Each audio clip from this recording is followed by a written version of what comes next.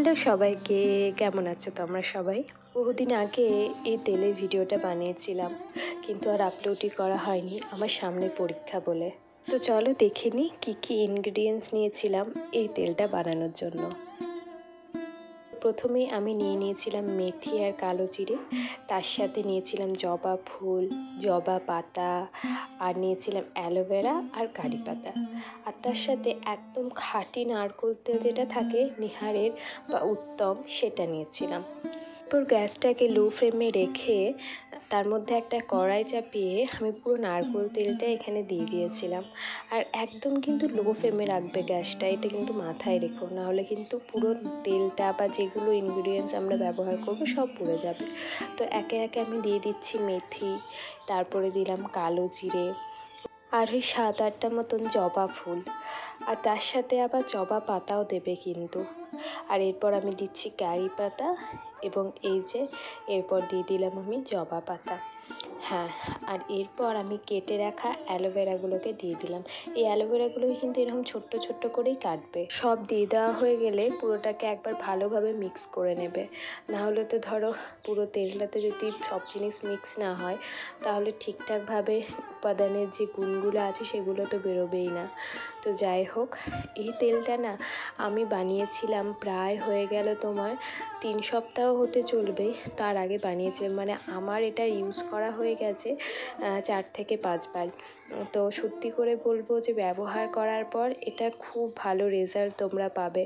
তেলটা আমি বেসিক্যালি বুনির জন্য বানিয়েছিলাম, কারণ ওর প্রচুর চুল উঠছিল আর আমিও ইউজ করছিলাম।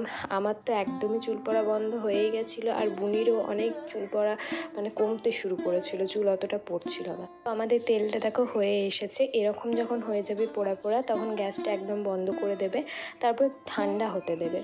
এবং তারপর যদি ছাকনা, বড় ছাকনা থাকে তাহলে তো ভালোই হয়, না হলে এরকম মশারি বা পাতলা কাপড় যেটা তোমাদের কাছে থাকবে সেটার সাহায্যে এটাকে তোমরা ছেঁকে নেবে।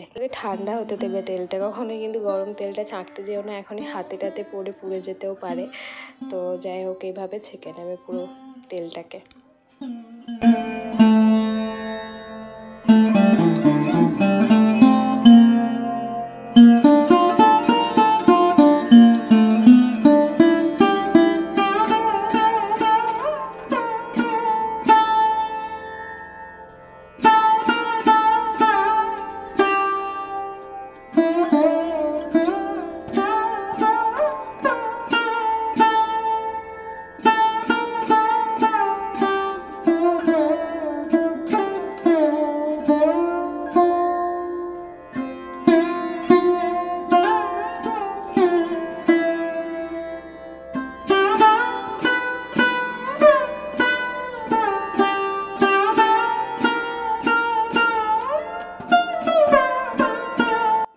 আমাদের পুরো তেলটা ছাঁকা হয়ে গেছে, এবং তেলটাকে তোমরা একটু রোদে রাখবে, মানে তৈরি হওয়ার পরে পরে কিন্তু ফ্রিজে কখনোই ভরবে না এই তেলটা, একদম রোদে রাখারই চেষ্টা করবে।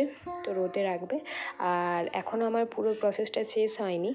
এরপর তোমরা না একটা পরিষ্কার কাঁচের বোতল নেবে, প্লাস্টিকের বোতলটা অ্যাভয়েডই করবে, কাঁচের বোতল নেবে। এরকম অনেক সসের বোতল থাকে বা অনেক কিছুরই বোতল থাকে, সেগুলো তোমরা খুব ভালোভাবে পরিষ্কার করে নেবে প্রথমে, তারপর নেবে।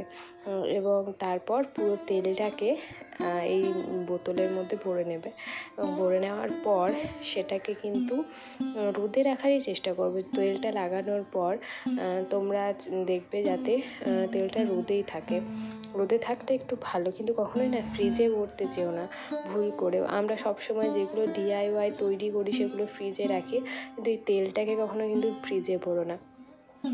তো যাই হোক, আমার ভিডিওটা এই পর্যন্তই আজকে। তোমাদের যদি সবার খুব ভালো লাগে তাহলে অবশ্যই লাইক, কমেন্ট এবং সাবস্ক্রাইব করবে। আর পরবর্তীতে তোমরা যদি এরকম DIY দেখতে চাও আর কী ধরনের কী দেখতে চাও সেটাও আমাকে জানিও, তাহলে আমি সেগুলো তোমাদের করে দেখাতে পারি। চলো, সবাই খুব ভালো থেকো, সুস্থ থেকো, টাটা।